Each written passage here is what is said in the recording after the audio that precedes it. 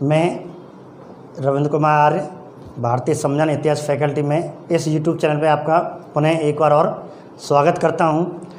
जो सिंधु सभ्यता का नगर है, सिंधु सभ्यता के 10 प्रसिद्ध नगर हैं, उनमें एकमात्र राजस्थान का है जो कांस्य युगीन है, बाकी अधिकतर कोई ताम्र युगीन है।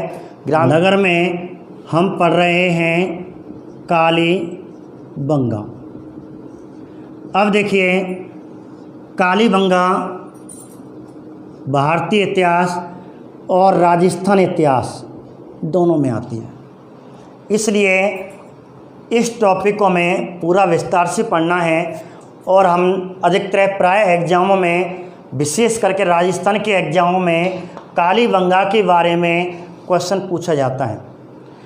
अब कभी कभी से थोड़ा सा गहराई में पूछ लेते हैं, इसलिए हमें इसे गहराई में भी पढ़ना है। कोई भी कैसा भी एग्ज़ाम आ जाए, राजस्थान में कोई भी लेवल आ जाए, पटवार लेवल हो, कांस्टेबल लेवल हो, रीट हो, शिक्षक भर्ती हो, आरएस हो, कोई भी एग्ज़ाम हो, प्री बीएड हो, एसटीसी हो, प्री एसटीसी हो, उसमें कोई भी एग्ज़ाम आ जाए, इसमें से क्वेश्चन लगभग आता ही आता है। इसलिए इस टॉपिक को हमें प्रत्येक टॉपिक को लेते हुए इस टॉपिक को हमें विस्तार से पढ़ना है। तो पहले तो हम सामान्य परिचय की बात कर लेते हैं। जो अब तक मैंने सामान्य परिचय बताए थे, पहले 4 टॉपिक सामान्य परिचय हैं, सीधे सीधे याद करना है। जैसे क्वेश्चन बनता है, कालीबंगा कहाँ स्थित है। जब भी ये प्रश्न पूछा जाता है राजस्थान में या केंद्र सरकार में पूछते हैं तो राज्य का नाम देते हैं, तो आपको राजस्थान करना है। और राजस्थान लेवल पर जब भी ये प्रश्न एग्जाम में आता है तो 4 जिले देते हैं, तो आपको हनुमानगढ़ करना है। तो कालीबंगा कहाँ पे स्थित है? हनुमानगढ़। हनुमानगढ़ जिला बीकानेर संभाग में है, तो आपको बीकानेर संभाग करना है। क्वेश्चन क्या आएगा? कालीबंगा राजस्थान के किस संभाग में स्थित है, या कालीबंगा राजस्थान किस जिले में स्थित है। जब जिला पूछे हनुमानगढ़ करना है, जब संभाग पूछे बीकानेर करना है। और राज्य सेंट्रल लेवल पे तो आपको राज्य पूछेगा, तो आंसर होगा राजस्थान। एक बात ठीक है। अब आगे बात करते हैं सिंधु सभ्यता या सभ्यता। जब भी पढ़ा जाता है तो नदी के बारे में हमें सामान्य परिचय होना चाहिए। किस नदी के किनारे स्थित है? कालीबंगा किस नदी के किनारे स्थित है, तो यहाँ नदी पूछेगा, तो आपको ध्यान रखना 4 नदी देगा। अब आपको विशेष करके इस क्वेश्चन पे भी ध्यान रखना है, या तो प्राचीन नदी देगा या आधुनिक या वर्तमान की नदी देगा। यदि उसने क्वेश्चन में आपको सरस्वती दे रखी है तो आपको सरस्वती करना है, या सरस्वती ना हो तो उसमें ऑप्शन में दृश्यद्वती होगा। यदि ये ना हो तो आपको आंसर घग्गर नदी होगा। ठीक है। अर्थात सिंधु सभ्यता का जो पुरास्थल कालीबंगा है वह सरस्वती दृश्यद्वती के किनारे स्थित है, या घग्गर नदी के किनारे। हम जानते हैं, ज्योग्राफी में पढ़ते हैं, घग्गर नदी को सौतन नदी भी कहते हैं, नट नदी भी कहते हैं, और राजस्थान की शोक नदी भी कहा जाता है। ये तो ज्योग्राफी का है, आपको विशेष करके ध्यान रखना है। या तो ऑप्शन में सरस्वती होगी, या दृश्यद्वती होगी, या घग्गर नदी होगी। अब आगे क्वेश्चन सामान्य प्रश्न की। तो कालीबंगा की खोज किसने की थी, तो आपको सन भी ध्यान रखना है, इस पर भी विशेष ध्यान रखना है। तो कालीबंगा की खोज कब हुई थी? अब आपको ऑप्शन में 50 भी होगा, 91 भी आ जाता है, 1952 भी हो जाता है, 1953 भी दे देता है। ऐसी स्थिति में आंसर क्या है, ये आपको, यहाँ हम गलती करते हैं उस पर भी आपको थोड़ा सा ध्यान देना है। तो मैं आपको बता रहा हूँ इसका सटीक आंसर क्या है। 1950 है, 51 है, 52 है, या 53 है। यदि क्वेश्चन सीधा आ जाए, आपको चारों ऑप्शन आ जाए, अब बच्चे भ्रमित क्यों जाते, कुछ गाड़ों में 52 है, कुछ में 53 है, कुछ में 50 है, कुछ में 51 है। तो आंसर है क्या सही? तो आपको भ्रमित होने की कोई दिक्कत नहीं है, आपको परेशान नहीं है। आपको विशेष करके ध्यान रखना, सटीक आंसर सही करना है। आपको ऑप्शन में सबसे पहले सटीक आंसर देखना है, तो खोज 1952 आंसर है, ना कि 53। हाँ, 53 कब करना है? जब ऑप्शन में 1952 ना हो, तब आंसर आपको 1953 करना है। लेकिन यदि दोनों आ जाते हैं तो ऐसी स्थिति में आपको आंसर 1952 ही होगा, 1953 सही नहीं माना जाएगा। आंसर सही माना जाएगा 1952। अर्थात 1952 में कालीबंगा की खोज हुई थी। अब कालीबंगा की खोज किसने की? 1952 में कालीबंगा की खोज किसने की? तो आपको 4 विद्वानों के नाम होंगे, इतिहासकारों के। तो 1952 में इस पे अमल लाने वाला व्यक्ति, कालीबंगा पे अमल लाने वाला, पहचान करने वाला, ध्यान देने वाला व्यक्ति अमलानंद घोष था, जिसे कुछ इतिहासकार शॉर्ट में से ए घोष भी कह देते हैं। तो ए घोष ने, अर्थात अमलानंद घोष ने 1952 में इस कालीबंगा की खोज की थी। ठीक है। ध्यानाकर्षण करने वाला, प्रकाश डालने वाला व्यक्ति वह कौन था? वह अमलानंद घोष ही था। अब उत्खनन किसने किया? 1961 में बीवी लाल और बी के थापन, पूरा नाम ब्रजवासी लाल बाल कृष्ण थापर। ठीक है, याद भी करें। सामंत है, जैसे सामंत एक ट्रिक है छोटी सी, कि बीवी ने थप्पड़ मारो लाल गाल है वो। अब इसकी जब खुदाई हुई थी, जैसे कालीबंगा है, अब कालीबंगा की जैसे ही खुदाई होने लगी, ऊपर से मिट्टी उठाई, जैसे मिट्टी उठाई थी, और शुरू में ही सबसे पहले इसकी जो शुरुआत थी वो चूड़ियों से हुई। अर्थात असंख्य संख्या में, अनेक संख्या में चूड़ियाँ मिली, वो काले रंग की थी, दब गई थी, काली पड़ गई थी। और इस प्रकार जो पहला साक्ष्य है, काले रंग की चूड़ियाँ, पहला साक्ष्य। तो कालीबंगा से जो पहला साक्ष्य है, जो सर्वाधिक मात्रा में काले रंग की चूड़ियाँ मिली थी, इसलिए सिंधी भाषा में इसका नाम कालीबंगा कर दिया। तो पूछे कालीबंगा किस भाषा का शब्द था? तो आपको आंसर सिंधी भाषा करना है, राजस्थानी मत कर देना, सिंधी। तो सिंधी भाषा, कालीबंगा सिंधी भाषा का शब्द है, जिसका शाब्दिक अर्थ होता है काले रंग की चूड़ियाँ। अब अन्य पुरास्थल, अन्य नगरों की तरह यह भी 2 भागों में विभाजित थी, अर्थात 2 टीलों में। एक पूर्वी टीला जो बड़ा हुआ करता था, जिसे हम निचला नगर कहते थे। एक जो दिशा थी पश्चिम की ओर, इसलिए इसे पश्चिमी टीला या इसे दुर्ग टीला कहा गया, दुर्ग की श्रेणी दी गई। और आप जानते हैं निचला नगर जो पूर्वी टीला था, आम बस्ती थी, यहाँ आम नागरिक रहता था, यहाँ भी रहते थे। यहाँ पे सैनिक वर्ग या रक्षा वर्ग रहता था, यहाँ भी रहते थे पुरोहित वर्ग। अब जैसे खोदे, अचानक कहते हैं इतिहासकार को बड़ा अचंभित हुआ।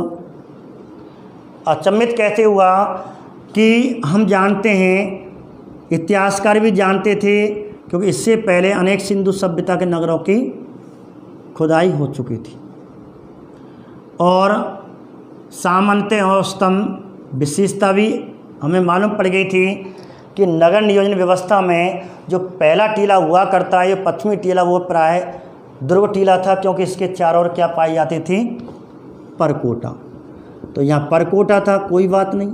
लेकिन आश्चर्यचकित कब हुआ कि जब दूसरे टीले से भी एक अन्य परकोटा, अर्थात दूसरा टीला भी परकोटा से घिरा हुआ था। इस प्रकार यहाँ भी एक और दूसरा परकोटा मिला, 2 परकोटे हो गए। और ऐसी स्थिति में क्वेश्चन बन गया, दोहरे परकोटी वाली बस्ती किसे कहते हैं? बन गए, दोहरे परकोटी वाली बस्ती किसे कहते हैं? कालीबंगा को। तो दोहरे परकोटी वाली बस्ती कालीबंगा को कहा जाता है, एक बात। दूसरा, कांस्य युग की थी, कांस्य युगीन सभ्यता भी कैसे हैं। तीसरा जो उपनाम है, सिंधु सभ्यता की तीसरी राजधानी भी कहते हैं। और तीसरी राजधानी, सिंधु सभ्यता की जो तीसरी राजधानी कहने वाला विद्वान था, वह डॉक्टर दशरथ शर्मा था। सिंधु सभ्यता की दीनहीन बस्ती भी कहते हैं, निर्धन नगरी भी कहते हैं, और कहने वाला पिंगट महोदय या स्टुअर्ट पिंगट महोदय जी ने भी इसे दीनहीन बस्ती या सिंधु सभ्यता की निर्धन नगरी कहा गया है। ऐसे करके एक और उपनाम है सिंधु सभ्यता का 5वां महत्वपूर्ण नगर। सिंधु सभ्यता का 5वां महत्वपूर्ण नगर और सिंधु सभ्यता की तीसरी राजधानी और सिंधु सभ्यता की निर्धन बस्ती, निर्धन नगरी, दीनहीन नगरी भी कहा जाता है। क्यों कहा जाता है? जब इसकी खुदाई होगी तो इसके जो घर पाएंगे वो कच्ची ईंटों के प्राय पाएंगे। सर्वाधिक मकानों में कच्ची ईंटों का प्रयोग था, इसलिए इसे हम दीनहीन बस्ती भी कहते हैं। अब जैसे इसकी खुदाई हुई, अब यहाँ पे जो निचला नगर था, पूर्वी टीला था, और जो गढ़ी टीला था, दुर्ग टीला था, और जैसे निचले नगर की ओर हम गए तो इसके किनारे, अर्थात निचले नगर के बाहर की ओर एक खेत जुता हुआ मिला। एक खेत मिला था निचले नगर की ओर। अब यहाँ मिला था, अब इतिहासकारों ने कैसे मालूम हुआ ये खेत था? इतिहासकार तो जब भी कोई साक्ष्य मिलता है खुदाई करता है, तो उसने सोचा यार खुदाई करते हैं, कोई नया साक्ष्य मिल जाए। अब जैसी वो खुदाई कर रहा था, खोदा उसने, यहाँ पे खोदा तो एक फसल के साक्ष्य मिल गए। फसल क्या था? वो चना। कोई बात नहीं, इतिहास का नहीं कही, ठीक है भाई, किसी का कोई व्यक्ति जा रहा होगा, चना गिर गया होगा। अब लेकिन जैसे खोदता गया चना मिलता गया, पूरी ये कूण में मिलता गया। इतिहासकार ने कहा कि भाई कोई व्यक्ति होगा, जा रहा होगा, या जेब में रखे होंगे, इस बेचारो जेब ही फट रहा होगा, या बोरी फट रही होगी तो बेचारो चलो जा रहा हो, अनुमान लगाया होगा, अनुमान लगाते हैं, ध्यान नहीं दिया। अब लेकिन इतिहासकार जैसे ही दूसरी कूण में माने खोदना चालू किया, दूसरी साइड में, उसी साइड में साथ में, तो यहाँ पे जो पंक्ति मिली थी वह सरसों की मिली। अब इतिहासकार ने सोचा कि भैया दूसरों कौन हो, या दूसरों जेब फट रहा होगा, आदमी को निकल होगा बेचारों में, कोई बात नहीं, ध्यान नहीं दिया।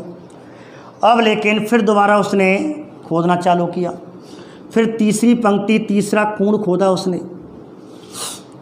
अब तीसरा कूण खोदा, अब बड़ा आश्चर्यचकित हुआ, क्या कि यहाँ से तीसरी पंक्ति में, अर्थात इसे इतिहासकार कूण कहा गया, आगे कूण कहेंगे, तो यहाँ से चना मिला। अब इतिहासकार के दिमाग में आया कोई ना कोई विशेष बात तो है। अब उसने दोबारा फिर चौथी पंक्ति खोदी। अब चौथी पंक्ति खोदी इस कूण में, यहाँ पे चौथी में सरसों मिली। अब समझ गया, इस प्रकार खोदता गया, पहली पंक्ति मिलती चना और दूसरे कूण मिलता सरसों, छोटे कूण मिलता चना और बड़े कूण मिलती सरसों। अब इतिहासकार ने तुरंत अनुमान लगाया कि भाई ये कोई खेत हुआ होगा प्राचीन काल का। जब इतिहासकार ने इस कार्बन 14 के आधार पर इसका रिसर्च किया कि ये खेत कौन से समय का था, तो ये खेत हड़प्पा से पहले का था। प्राक हड़प्पा कह सकते हैं या पूर्व हड़प्पा। हड़प्पा के समय से पहले का खेत, अर्थात हड़प्पा से पहले जो साक्ष्य मिलते थे या नगर मिलते थे उन्हें प्राक हड़प्पा या हड़प्पा से पहले की नगरी, हड़प्पा से पहले के साक्ष्य, तो ये सारा उससे पहले का था। अब खेत तो हर जगह से मिले थे। सिंधु सभ्यता के 1500 नगर खुद ही आ चुके थे, अन्य सभ्यताएं भी खुद ही आ चुकी थीं और हर जगह से खेत मिलता था, क्योंकि प्राचीन काल में प्राय व्यक्ति खेत भी करता था। खेत सब जगह से मिले, लेकिन जब इस खेत पर रिसर्च किया गया तो ये अन्य जो अब तक खेत पाए गए थे उन सब में सबसे प्राचीन खेत था। इसलिए इसे विश्व का, भारत का नहीं विश्व का, इसलिए इसे विश्व का प्राचीनतम जुता हुआ खेत कहते हैं या कूण के साक्ष्य। ब्रजभाषा में खेत के जब आड़े तिरछी ज़मीन पर खेत में गुड़ाई करते हैं तो उसे कूण का दर्जा दिया जाता है, तो कूण के साक्ष्य कह सकते हैं। या विश्व का सबसे प्राचीनतम खेत, जुता हुआ खेत कहाँ से मिला? अब जुता हुआ का मतलब है कि एक में चना एक में सरसों, इसका मतलब जोती गई थी और ऐसे बड़े हिसाब से बोया गया था। इस प्रकार कहते हैं। दूसरा जो प्रसिद्ध साक्ष्य था, पहले काले रंग की चूड़ियाँ सर्वाधिक मिलने के कारण इसे कालीबंगा कहा गया, और दूसरा विश्व का सबसे प्राचीन जुता हुआ खेत। इस प्रकार इसे कूण भी कह सकते हैं, या फिर एक ही खेत में साथ साथ 2 फसलों को बोई जाने के साथ। अब जब एक ही खेत में 2 फसलें बोई जाती हैं तो इसे हम क्या कह सकते हैं? मिश्रित कृषि। तो क्वेश्चन आ जाए, मिश्रित कृषि के साक्ष्य या एक ही खेत में 2 फसलों को साथ साथ बोए जाने के साक्ष्य कहाँ से मिले? तो आपको आंसर कालीबंगा करना है। ठीक है। अब इतिहासकार इसे आगे साक्ष्य अर्जित करने के लिए, प्राप्त करने के लिए अब इसकी खुदाई करता गया।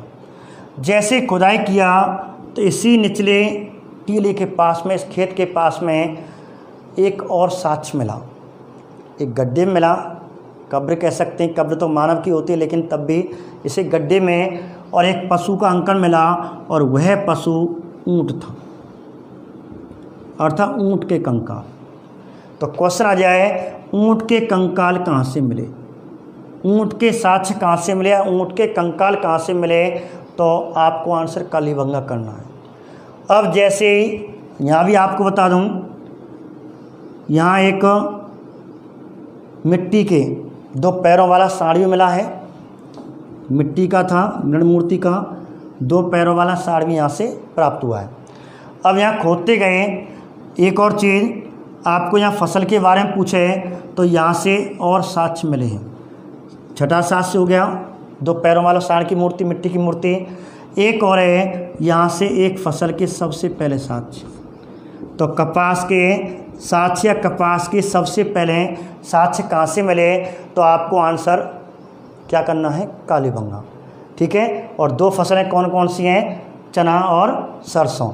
कुछ किताबों में गेहूँ और जौ भी लिखा हुआ है, गेहूँ जौ भी मिले, लेकिन वह खेत प्राचीन काल का नहीं था, वह अंदर था, इसलिए उसे न मान करके हमारा जो आंसर होगा चना और सरसों। जो प्राचीन काल के खेत में जो फसल बोई थी वो चना और सरसों ही थी। अब आगे बात करते हैं, जैसे इतिहासकार इसे खोदता गया, जैसे इस नगर के पास आया और नगर में एक कुआं था, एक कुआं था, गोल कुआं था, और उस कुएं के पास, अर्थात कुएं के भी साक्ष्य मिले, ये भी ध्यान रखना। कुआं सब जगह से मिला है। सर्वाधिक जो कुएं मिले हैं वो 6 कुएं या सर्वाधिक कमरे कह सकते, कुछ कुएं भी बोलते हैं, तो सर्वाधिक कुएं मोहनजोदड़ो से मिले हैं। और राजस्थान में जो कुएं का प्राचीन साक्ष्य मिला है वो कालीबंगा से मिला है। तो जैसे कुआं मिला, ठीक, गोल था, इस गोल कुएं के पास और एक ही पंक्ति में क्रम से, एक ही पंक्ति में क्रम से 7 आयताकार, कैसे? 7 आयताकार अग्निकुंड, जिसे हवन कुंड कह सकते हैं, अग्निकुंड के साथ संख्या पूछे कितने, तो संख्या कितनी है? 7। एक कुएं के पास 7 आयताकार अग्निकुंड के साक्ष्य। तो अग्निकुंड के साक्ष्य कालीबंगा से मिले और अग्निकुंड कौन से आकार के थे? आयताकार। ठीक है, और किसके पास मिले? कुएं की। और कुल संख्या कितनी थी? 7। अब जैसे इस निचले नगर में इतिहासकार ने खुदाई चालू की, अब उसने देखा इस नगर के चारों ओर भी, मैंने पहले बता दिया, इस नगर के चारों ओर भी एक परकोटा था, इसलिए से दोहरे परकोटा की बस्ती भी कहते हैं। अब इसमें खुदाई होने लगी। अब जैसे अग्निकुंड पे पहुंचा, अब अग्निकुंड 7 आयताकार देखे तो आश्चर्यचकित तो होगा कि भाई 7 आयताकार कुंड क्यों बनाए? कोई धार्मिक अनुष्ठान हुआ होगा, धार्मिक कार्य हुआ होगा। अब उसने रिसर्च करने की कोशिश की। जैसे अग्निकुंड उसने मिट्टी हटाई, दबे हुए थे, आयताकार थे, अब मिट्टी उसमें हटाई तो चारों तरफ अग्निकुंड के चारों तरफ काली काली परत हो रही थी। इससे अनुमान लगाया कि अग्निकुंड है, हवन है, प्राचीन काल में हवन हुआ करते थे। अब जैसे ही मिट्टी वहाँ से निकाले, नीचे राख हाथ आ गई। यार हाँ, राख भी इसका मतलब अग्निकुंड है, वास्तव में अग्निकुंड है, हवन कुंड है। अब लेकिन जैसे ही और देखा अग्निकुंड के अंदर, राख में अंदर प्रवेश कराया, हाथ को अंदर दिया, अचानक कहते हैं उसके हाथ में हड्डी आ गई। अब हड्डी आते ही, एकदम कठोर पदार्थ आते, कठोर वस्तु आते ही इतिहासकार पता नहीं उछल बैठो, ये क्या चक्कर भाई, ये क्या चीज़? अब उसने देखा ये क्या चीज़, जब देखा तो ये तो हड्डियाँ हैं। अब इतिहासकार ने सोचा कि उस ज़माने में कोई धार्मिक कार्य हुआ होगा या कोई सिद्धि हुई होगी, किसी ने यहाँ हवन किया होगा और हवन करने के बाद कोई कुत्ता मांस लाया होगा, मांस के टुकड़े डाल गया होगा, कोई बात नहीं, ध्यान नहीं दिया। अब उसने दूसरे अग्निकुंड को रिसर्च देखा, जांच पड़ताल की कि ये भी अग्निकुंड है कि वैसी कोई अन्य आकृति है। तो इसमें भी परतें काली थी, उसमें भी राख थी, जैसे हाथ मारा उसमें फिर आ गया हड्डी, कह रहे इसमें भी हड्डी आ गई। तो मैंने सोचा, इतिहास का तुरंत निष्कर्ष नहीं निकालते, प्रमाणित ठोस निष्कर्ष निकालते हैं तब इसे प्रमाणित करते हैं। तो उसने सोचा यार 2 कुत्ता होंगे शायद, 2 कुत्ता बेचारे खा पी के लड़ा झगड़ा करके हड्डी डाल के, कोई बात नहीं। अब तीसरे में देखिए यही स्थिति, चौथे में देखिए यही स्थिति, 7वां में हड्डी पाई। अब इतिहासकार का दिमाग खिसक गया कि लाला यहाँ कोई कुत्ता फुत्ता ना खेलो, यहाँ तो और ही कोई धार्मिक काम हुआ होगा। और हमने इतिहास में पढ़ा है, हमने रामायण काल में भी पढ़ा कि रावण ने भी हवन किया था ब्रह्मा जी को प्रसन्न करने के लिए। उसने अपना सिर 10 बार अग्नि के सामने समर्पित किया, अग्निकुंड में समर्पित किया। ब्रह्मा जी ने दशानन की उसे उपाधि दे दी, वरदान दे दिया। तो शायद कोई अपनी धार्मिक अनुष्ठान, अपने धर्म सिद्ध करने के लिए, सिद्धि करने के लिए, वरदान प्राप्त करने के लिए यहाँ भी किसने क्या किया होगा? बलि की होगी, बलि दी होगी। और वो हड्डी जब रिसर्च की गई, जब रिसर्चकर्ता संस्थानों में पहुँचाई गई, तो वह हड्डी एक हिरण की बताई गई। तो किसी व्यक्ति ने यहाँ पे अपने धार्मिक अनुष्ठान प्राप्ति हेतु या प्राप्त होने के बाद या प्राप्ति हेतु हिरण का बलि दी होगी। इस प्रकार अगला जो साक्ष्य मिलता है, बलि प्रथा के प्रमाण। तो बलि प्रथा के प्रमाण कहाँ से मिले? ये भी क्वेश्चन आता है। तो बलि प्रथा के प्रमाण कालीबंगा से।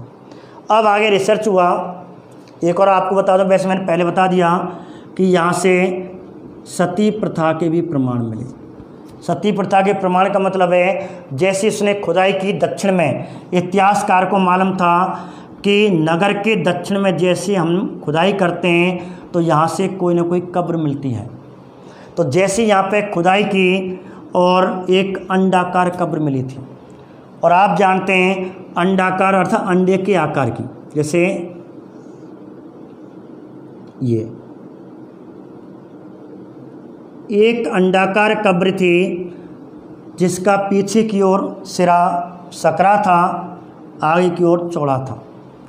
अब ये कब्र हम जानते हैं सामान्यतः व्यक्ति 5-6 फुट का होता है, तो 6 फुट की कम से कम कब्र की लंबाई खोदी जाती है। लेकिन जब ये कब्र निकली तो मात्र 2.5 और 3 फुट की थी। इतिहासकारों ने सोचा कि यार यहाँ को आदमी का बोनो और जगह तो खूब लंबी पाई, लगभग 5-6 फुट से कोई कम हमारी कब्र नहीं पाई, लेकिन यहाँ तो आधी रह गई, 3 और 3.5 पर रह गई।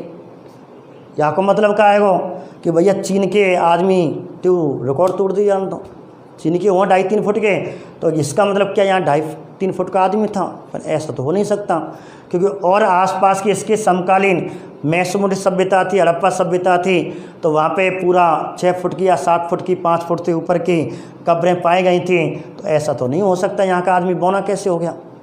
अब रिसर्च किया जाए। जब उसने रिसर्च की, जब इस कब्र को खोदा, इसमें से नर कंकाल, जो भी कंकाल था, मानव कंकाल था, वो निकाला तो देखते हैं इसमें जो कंकाली व्यक्ति मर जाता था, कंकाल इसमें कैसे लेटा हुआ था, तो उसके घुटने पीछे कर रखे थे, तो ये अपना आप सकरा हो गया, और ये हाथ यहाँ रख रखे थे, इस प्रकार ये हिस्सा चौड़ा हो गया और लंबाई अपने आप कम हो गई। तो ऐसे करके इसे दफनाया जाता था। जब ऐसे अंडाकार की कब्र मिलती है जिसमें सबके हाथ ऊपर कर दिए जाते हैं और घुटने मोड़ दिए जाते हैं, ऐसी कब्र को क्या कहा गया, और ऐसी अंडाकार कब्र को राजस्थान के इतिहासकार चिरायु कब्र कहते हैं। बहुत अच्छा प्रश्न है कि राजस्थान में चिरायु कब्र का प्रमाण कहाँ से मिला। तो राजस्थान में अंडाकार कब्र या चिरायु कब्र कह सकते हैं, वो कहाँ से मिली, यहाँ से मिली। अब इसके बाद फिर उसने और खुदाई करने लगा। अचानक कहते हैं एक कब्र और मिली। एक कब्र में मानव नरकंकाल मिला, लेकिन वह एक बालक था, नर में एक बालक था, और उस बालक की खोपड़ी विशेष करके थी। उस बालक की खोपड़ी में 6 छिद्र थे, अर्थात 6 छिद्रों वाली खोपड़ी, अर्थात एक ऐसे बालक की खोपड़ी मिली जिसमें 6 छिद्र थे। अब इतिहासकार ने इसकी खोपड़ी पर रिसर्च किया। बालक तो और भी मिले थे, लेकिन जब इस पर रिसर्च किया तो देखते हैं कि इसमें 6 छिद्र हो रहे हैं, और आपस में ऐसा लगा, अनुमान ऐसा प्रतीत हो रहा है किसी ने इसको सिया था, सिलाई की थी। अब इतिहासकार ने दिमाग लगाया, इसमें जगह बन रही थी सीने की। इसने समझा, इतिहास रिसर्च किया कि कोई बालक होगा इस समय छत से या कोई ऊंचे स्थान से गिर गया होगा और उसके सिर में आ गई होगी चोट, उसका ऑपरेशन कराया होगा, जिसे हम वर्तमान में हेड इंजरी कह सकते हैं। शायद उससे हेड इंजरी हो गई होगी। और बात प्राचीन काल में बहुत बड़े चिकित्सक हुआ करते थे, बहुत ज्ञानी चिकित्सक हुआ करते थे। तो किसी डॉक्टर ने, उस ज़माने के किसी डॉक्टर ने, एक रसायन वैद्य ने, और या जो आयुर्वेदिक वैद्य है, उसने इस पर रिसर्च किया होगा, अर्थात इस खोपड़ी का ऑपरेशन किया होगा, जिसे इतिहासकार ने नाम दिया कपाल छेदन विधि, अर्थात हेड इंजरी का ऑपरेशन हुआ होगा। लगाओ, बाद जमाने में हेड इंजरी का ऑपरेशन था। तो यहाँ हेड इंजरी अर्थात कपाल छेदन प्रक्रिया, खोपड़ी अर्थात शल्य चिकित्सा के प्रमाण। तो ऐसे शल्य चिकित्सा के प्रमाण, इतने पुराने शल्य चिकित्सा के प्रमाण विश्व में कहीं से नहीं मिले। वह विश्व में, भारत में, और भारत में राजस्थान के कालीबंगा नामक पुराय स्थल से विश्व का सबसे पुराना कपाल छेदन क्रिया विधि या शल्य चिकित्सा विधि मिली। इस प्रकार तीनों एक जैसे आंसर हैं। तो 6 छिद्रों वाले की खोपड़ी, या विश्व का सबसे पुराना शल्य चिकित्सा का प्रमाण, या कपाल छेदन प्रक्रिया के प्रमाण कहाँ से मिले, यहाँ से मिले। तो ये तो बात है। अब इतिहासकार आगे साक्ष्य मिलते गए, जो सबसे अलग साक्ष्य हैं, कॉमन है, उनको हमें नहीं पढ़ना है। अब जैसे ही अब निचले नगर को वो खुदाई कर रहा था, अब जैसे निचले नगर को खुदाई कर रहा था, अब उसका ध्यान यहाँ के घरों पर गया।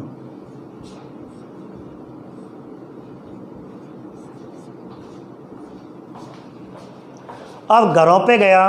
अब घर क्या थे, प्राय एक मकान में 6 कमरे कम से कम औसतन लगभग पाए 4 या 6 के बीच में कमरे पाए जाते थे, लेकिन यहाँ 1 या 2 कमरे थे। तो इतना हम अनुमान लगा लेते हैं, जब कोई बस्ती होती है उसमें 1 या 2 कमरे होते हैं तो मानते हैं यार गरीब होगा बेचारा, मान लिया गरीब होगा, मजदूर होगा, दीन होगा, निर्धन होगा। अब निर्धनता का दूसरा अर्थ क्या लगाया कि जब इसकी दीवारों को देखा गया तो इसकी दीवारें अर्थात इसमें जो ईंटें थी वो कच्ची ईंटें थी। तो कच्ची ईंटों का प्रयोग कर रहा है तो निर्धन तो हो गया बेचारा, 1-2 कमरे हैं। इसलिए इसे दीन बस्ती भी कहा गया। लेकिन जैसे मकान पे ध्यान गया, अब उसकी दीवारों पे ध्यान की ओर, दीवारों पे ध्यान पहुंच गया। दीवारों में दरार पड़ी हुई थी, दीवारों में दरार पड़ी हुई थी, तो अनुमान लगाया कि भाई जब हम कोई मकान देखते हैं कोई दीवार में दरार पड़ जाती है तो हम सोचते हैं कि भैया नींव बैठ गई है मकान की, तो कोई बात ना। लेकिन जब इतिहासकार को आश्चर्यचकित कब हुआ, जब उसका सिर कब घूमा, जब उसने प्रत्येक नगर जो पूरा नगर था, प्रत्येक नगर के घरों की दीवारें में दरार थी।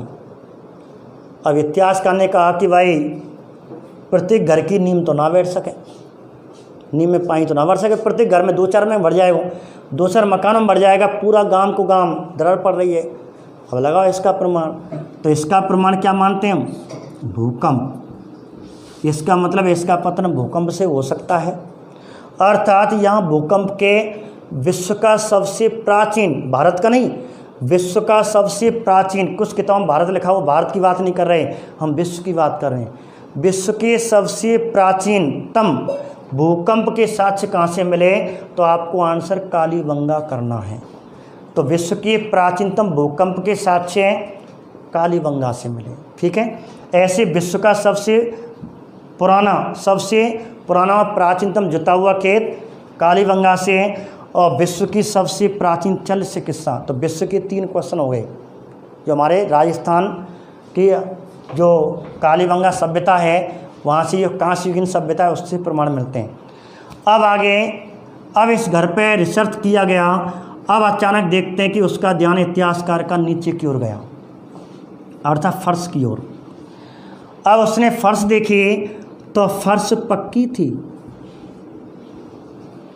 अब इतिहासकार कह रहा है यार, एक तो गरीब आदमी, मजदूर आदमी, और ज़मीन टाइल, जैसे वर्तमान में कह सकते हैं हम, टाइल्स लगी हुई थी, और टाइल्स वो ईंटों की थी और पक्की ईंट थी। अब पक्की ईंट में वो ईंट कैसी थी? अलंकृत, सुसज्जित, कुछ बना हुआ था जैसे टाइलों पे बना होता है, कुछ उसके जो कोने थे, हिस्से थे, उनमें कोई डिजाइनें थी। और इस प्रकार अलंकृत ईंट और कहीं से नहीं मिली। मैंने आपको वक्राकार ईंट बताई है, वक्राकार ईंट चनूदड़ों से मिली। लेकिन यदि पूछे अलंकृत ईंट, एक सुंदर ईंट, अलंकृत ईंट कहाँ से मिली, जिनका प्रयोग टाइल्सों के रूप में, पक्की फर्श के रूप में, पक्की फर्श कह सकते हैं, वह कहाँ से मिली? कालीबंगा से। अब इतिहासकार ने अब इस घर पे ध्यान दिया, तो घर पे ध्यान दिया, बाकी चूल्हे फूले कभी नहीं पूछे जाते, नॉर्मल चीज़ें सभी जगह से मिली। अब ध्यान यहाँ पे गया नालियों पे, नालियाँ सब जगह से मिली थी, एक स्थान को छोड़ करके प्राय अपवाद है।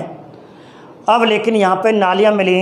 अब यहाँ पे जो नालियाँ थीं, जो गली की नालियों में खुल रही थी, अब यहाँ की नालियाँ प्राय ईंटों की बनी हुआ करती थी, लेकिन यहाँ की नाली लकड़ी की थी। अब लकड़ी की कैसे? कि कोई यहाँ के व्यक्ति पूरे पेड़ को काटते होंगे, बल्ली जिसे कह सकते हैं, बल्ली के रूप में उसके 2 हिस्से करते होंगे। इस चंगा पे हम सामान्य अपने ग्रामीण संस्कृति में खेलते हैं, वहाँ से बीच का उसका मल है उसको निकाल करके और इस प्रकार एक दूसरे को लगा देते होंगे। इस प्रकार लकड़ी की नालियों के प्रमाण विश्व का एकमात्र ऐसा स्थान है जहाँ से लकड़ी की नालियाँ मिली हैं। तो लकड़ी की नालियाँ कहाँ से मिली हैं? कालीबंगा। तो ऐसे करके अब एक और इसमें एक बहुत सी इसी नगरी से, इन नगरों से एक और प्रसिद्ध पुरास्थल मिला। एक पुरास्थल, इस पुरास्थल से एक प्रसिद्ध बहुत प्राचीन काल का साक्ष्य मिला, जिससे हम वर्तमान में तंदूर कैसे हैं, तंदूर की रोटी जो हमारे बफरों में मिलती है। अब प्राचीन काल में जब भी तंदूर का जैसे ही नाम आया, अब इतिहासकार को आश्चर्यचकित तो होगा कि शायद इतिहासकार ने तंदूर की रोटी नहीं खाई हो, कि तंदूर की रोटी तो अभी आई हुई है, लेकिन बाद ज़माने में यहाँ के व्यक्ति ने तंदूर की रोटी खा चुकी थी।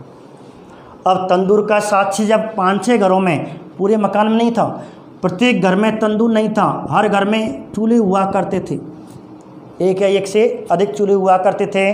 तो यहाँ का व्यक्ति सामूहिक रूप से रहता था। लेकिन आश्चर्यचकित कब हुआ? जब 5-6 घरों से तंदूर के साक्ष्य मिले। और तंदूर आप जानते हैं बेलनाकार होता है। अब तंदूर देखा, अब इतिहासकार को बड़ा आश्चर्यचकित हुआ कि हर घर से चूल्हे मिले थे, अब चूल्हे के साथ साथ तंदूर मिले हैं, अब 5-6 घरों में क्यों मिले हैं। अब उसने रिसर्च किया होगा कि यार यहाँ की बस्ती करीब थी, मजदूर आदमी थे बेचारे, कहीं जैसे हमारे यहाँ के गुड़गांव चले जाते हैं, कहीं औद्योगिक क्षेत्र अलवर चले जाते हैं, दिल्ली चले जाते हैं, तो यहाँ के मजदूर भी कोई ठेकेदार हुआ होगा और यहाँ के व्यक्तियों को कहते हैं विदेश ले गया होगा। जैसे हमारे यहाँ सऊदी अरब पहुँच जाते हैं, अंगूठा बिल्कुल गरीब आदमी, तो कोई विदेश गया होगा, यहाँ का व्यापारी उनको, क्योंकि यहाँ से एक साक्ष्य मिला है विदेश का, और वो क्या मिली है, एक बेलनाकार मोहर मिली है। क्योंकि बेलनाकार मोहर कहाँ की थी, बेलनाकार जो मोहर थी वो मेसोपोटामिया की थी, मेसोपोटामिया, जिसे वर्तमान में इराक कहते हैं, जिसे मध्यकाल में पर्सिया अलग होता है, पार्सियन पहले से मेसोपोटामिया कहते थे, फिर इसका नाम मध्यकाल में पार्सियन आया, वर्तमान में इसे कहते हैं ईरान। अर्थात सिंधु सभ्यता के समय यहाँ के व्यक्ति थे, उस समय मेसोपोटामिया में बस्ती थी।